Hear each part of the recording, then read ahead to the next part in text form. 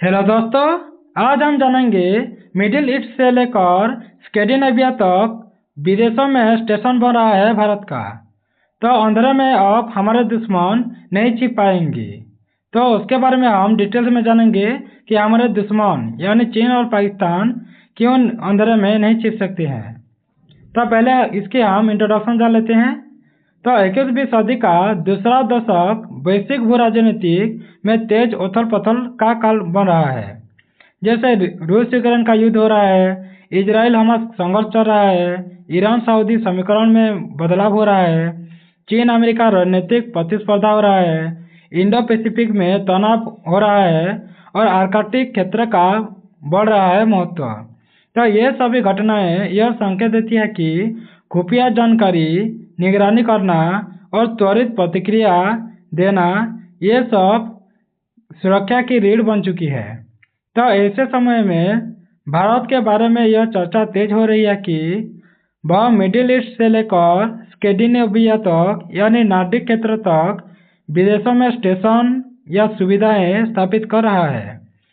क्या यह स्टेशन सैन्य अड्डे हैं या खुफिया सुनवाई केंद्र है या अंतरिक्ष आधारित निगरानी नेटवर्क चल रहा है भारत या मित्र देशों के साथ साझा किए गए लॉजिस्टिक इंटेलिजेंस नोट्स भी है।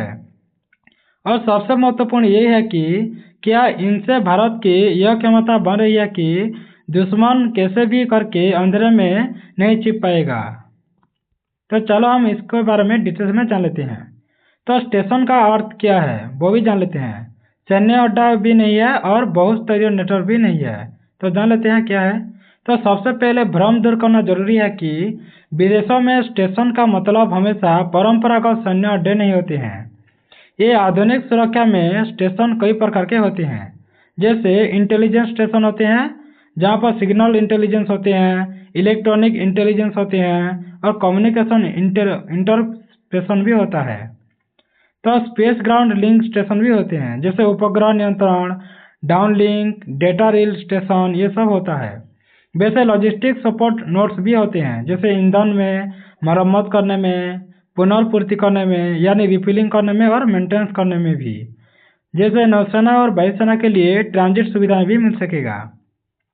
उसके बाद कोऑपरेटिव बेसिंग यानी एक्सेस एग्रीमेंट्स भी होते हैं जैसे मित्र देशों के अड्डे तक पहुंच पाना और साझा निगरानी करना और अभ्यास करना ये सभी आते हैं इस पर। तो नेव्स ये सुविधाएं क्या है। तो ये नागरिक प्लस सैन्य यानी जैसे बंदरगाह पर, एयरपोर्ट पर हमारे सैनिक रह सकते हैं। और भारत का मॉडल तो लो प्रोफाइल है और हाई इम्पैक्ट भी देता है। जैसे कम शोर होता है लेकिन अधिक क्षमता वाला हम काम करते हैं। तो मिडिल ईस्ट यानी भारत की रणनीतिक का केंद्र क्या हो सकता है। तो ऊर्जा सुरक्षा तो पहली बात है। तो भारत अपनी ऊर्जा का बड़ा हिस्सा मिडिल ईस्ट से आयात करता है। तो तेल या गैस सप्लाई लाइन की सुरक्षा सीधे राष्ट्रीय सुरक्षा से जुड़ी रहती है। उसके बाद भारतीय प्रवासी, तो इसको डिस्पोरा भी कह सकते हैं। जैसे खाड़ी देशों में 80 लाख प्लस भारतीय रहते हैं। तो संकट के समय जैसे ऑपरेशन राहत या ऑपरेशन गंगा की त्वरित निकासी के लिए लॉजिस्टिक नेटवर्क जरूरी होता है। उसके बाद समुद्री मार्ग यानी हार्मोज जल डमरू मध्य, लाल सागर ये सब वैश्विक व्यापार की धमनियां भी है। उसके बाद आतंकवाद और क्षेत्रीय अस्थिरता के लिए भी है। जैसे आतंक नेटवर्क फैलाना, ड्रोन मिसाइल खतरे, समुद्री डकैत, इन पर भी नजर रखना अनिवार्य होता है भारत को।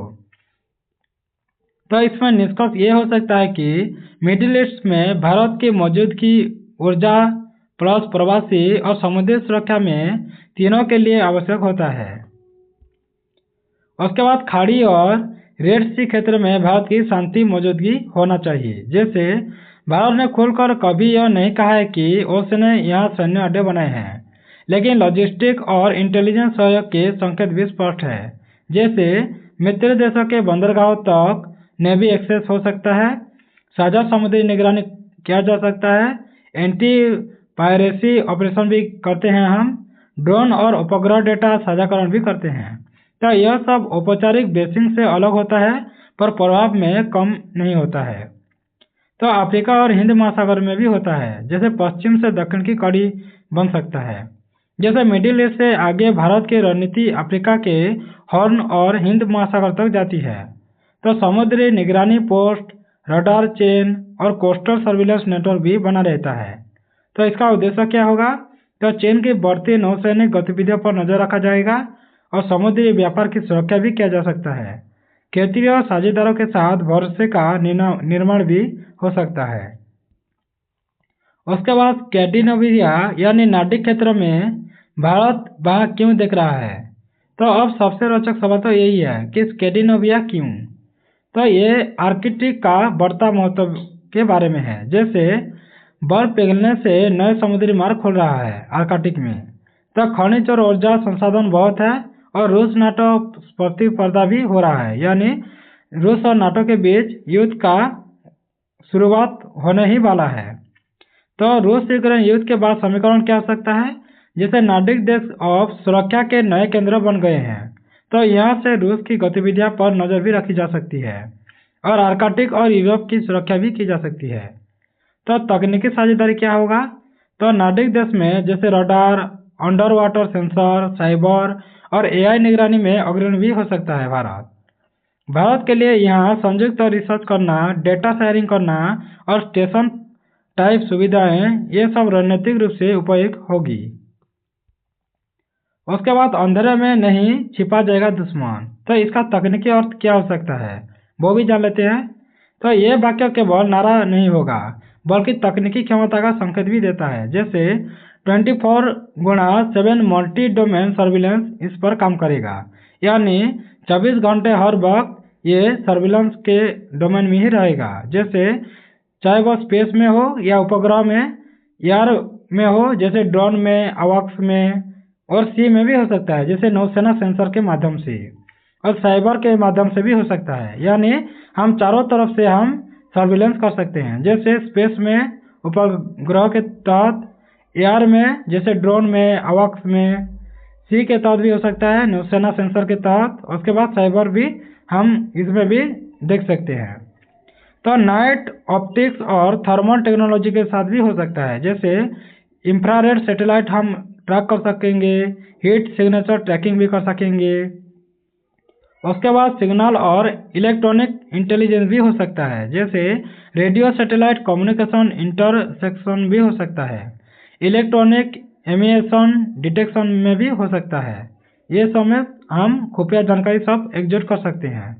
और एआई आधारित डेटा फ्यूजन भी होता है, जैसे हजारों स्रोतों से डेटा लेकर एक ही तस्वीर यानी कॉमन ऑपरेटिंग पिक्चर हम बना सकते हैं। उसके बाद उपग्रह नेटवर्क यानी असली स्टेशन अंतरिक्ष में ही होगा। जैसे आज के युग में सबसे अहम स्टेशन जमीन पर नहीं होगा, बल्कि अंतरिक्ष में ही होता है। जैसे पृथ्वी अवलोकन उपग्रह से हम देख सकते हैं, एसएआर यानी सिंथेटिक एपर्चर रडार के माध्यम से देख सकते हैं, इलेक्ट्रॉनिक इंटेलिजेंस सैटेलाइट के माध्यम से देख सकते हैं, कम्युनिकेशन सैटेलाइट के माध्यम से भी देख सकते हैं। तो इनके लिए जरूरी होता है कि विदेशी ग्राउंड स्टेशन होना चाहिए, डेटा रिले पॉइंट भी होना चाहिए और ट्रैकिंग स्टेशन भी होना चाहिए। यही वह जगह है जहां मिडिल ईस्ट और नार्डिक क्षेत्र भारत के लिए उपयुक्त बनते जा रहे हैं। तो भारत बनाम चीन की बात करें तो बेस बनाम एक्सेस की बात जान लेते हैं। चीन की बात करें तो खोलकर सैन्य अड्डे जमा करता है और कौच कूटनीति में फंसा देता है और स्थायी मौजूदगी भी रखता है। लेकिन भारत ऐसा नहीं करता है। वो कैसा करता है? जैसे एक्सेस आधारित मॉडल को देखता है वो, यानी हम मित्रों देशों के साथ सहयोग से काम करते हैं और कम राजनीतिक विरोध भी होता रहता है। यह मॉडल भारत को लचीलापन भी देता है, कम लागत में भी हो जाता है और कम टकराव भी देता है। उसके बाद क्या यह अंतर्राष्ट्रीय कानून के भीतर है? तो बिल्कुल हाँ, क्योंकि संप्रभुता का सम्मान होता है यहाँ पर दो देशों के साथ, और द्विपक्षीय और बहुपक्षीय समझौता भी होता है। उसके बाद ही हम निगरानी करते हैं। उसके बाद सैन्य अड्डे नहीं होते भी सहयोगी सुविधाएं हो जाता है। तो भारत अभी भी नॉन इंटरवेंशन की नीति को प्राथमिकता देता है। उसके बाद घरेलू राजनीति और संदेश किया जाता है। तो भारत के भीतर यह रणनीति की बात करें तो हमारे भारत में आत्मनिर्भर सुरक्षा का संदेश देता है और वैश्विक शक्ति के रूप में हम पहचान भी जाते हैं और जनता में विश्वास भी रहता है कि अंधेरे में हमारा दुश्मन नहीं छुप सकता है। इसका अर्थ है कि अब भारत रिएक्टिव नहीं होगा बल्कि प्रोएक्टिव हो जाएगा। तो जोखिम और चुनौतियां भी कुछ होते हैं, जैसे कूटनीतिक संतुलन बिगड़ने का खतरा रह सकता है विदेशों से, यानी कुछ अलग अलग देशों से, और संसाधनों पर दबाव भी पड़ता है और साइबर और स्पेस युद्ध का जोखिम भी झेलना पड़ सकता है और गलतफहमी में से तनाव भी आ सकता है। तो भविष्य की दिशा क्या हो सकता है भारत की ग्रैंड स्ट्रेटेजी के बारे में? तो आने वाले वर्ष में भारत स्पेस आधारित निगरानी बढ़ जाएगा, एआई और क्वांटम कम्युनिकेशन अपनाएगा और मित्र देशों के साथ इंटेलिजेंस नेटवर्क का गहरा कर देगा और कम लेकिन प्रभावी विदेशी स्टेशन भी रख सकता है। उसके बाद निष्कर्ष, यानी क्या भारत वाकई में दुनिया देख रहा है? तो सीधा उत्तर हम ये कह सकते हैं कि हाँ, लेकिन अपने तरीके से हम देखते हैं। जैसे भारत शोर तो नहीं मचाता है, लेकिन झंडा गाड़कर अड्डे भी नहीं बनाता है, लेकिन हमारे पास डेटा रहता है, एक्सेस भी मिलता है और तकनीक से ऐसे नेटवर्क भी खड़ा हम कर सकते हैं जहाँ से दुश्मन दिन में छिपा सकता है, नाम ही रात में ही छिपा सकता है।